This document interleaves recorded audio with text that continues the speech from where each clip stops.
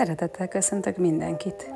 A következőkben 2 különböző állagú, 2 összetevős természetes édesítőszert mutatok be.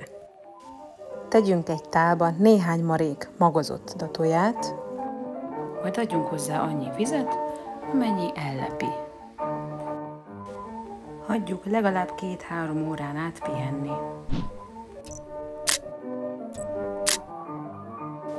Készítsünk elő 2 tárolóedényt vagy üveget.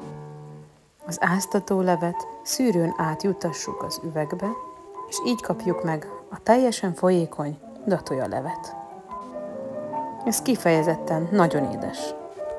A megmaradt datójából pedig víz hozzáadásával datójapasztát készítünk, ami egy sűrű, édes krém.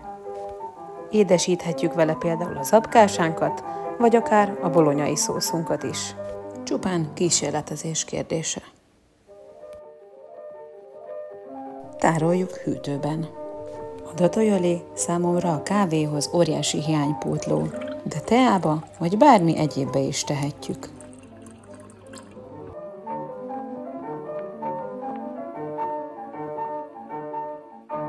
Jó étvágyat, jó egészséget és szép napot kívánok mindenkinek!